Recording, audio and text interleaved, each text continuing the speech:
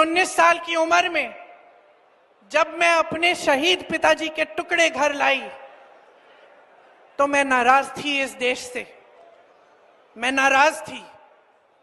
मेरे दिल में यह भावना थी, मैंने अपने पिता को भेजा, तुम्हारा काम था सुरक्षित रखना। मैंने अपने पिता को हिफाजत से तुम्हारे पास भेजा और तुमने ये टुकड़े लौटा दिए मुझे, और वो टुकड़े इस झंडे में लपेटे हुए थे, देश के झंडे में। मैं नाराज थी। मैं समझती हूं शहादत की का क्या मतलब है। जैसे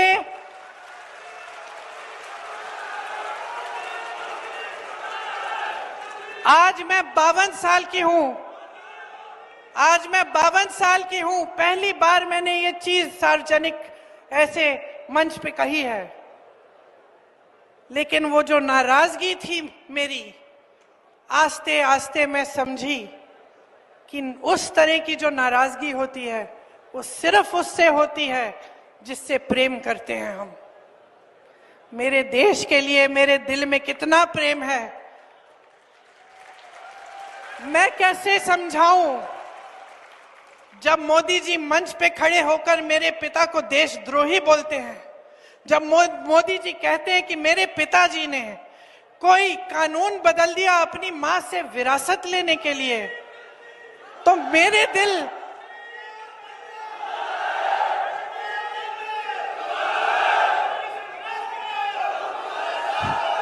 तो मोदी जी इस बात को समझ नहीं पाएंगे कि मेरे पिताजी को विरासत में धन दौलत नहीं मिली, मेरे पिताजी को विरासत में शहादत की भावना मिली।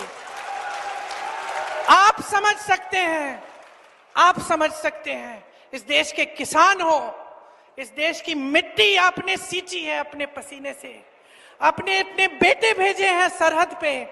जब आपके बेटे शहीद होते हैं इस देश के लिए, तो मैं जानती हूं कि आपके दिल में क्या भावना है, क्योंकि वही भावना मेरे दिल में है।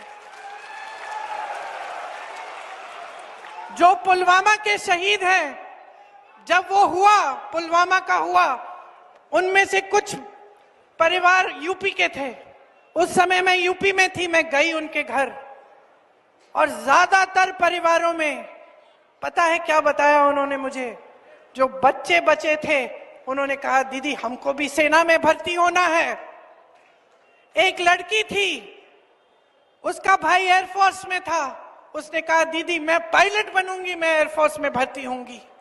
यही है शहादत की भावना। ये भावना मोदी जी नहीं समझ सकते।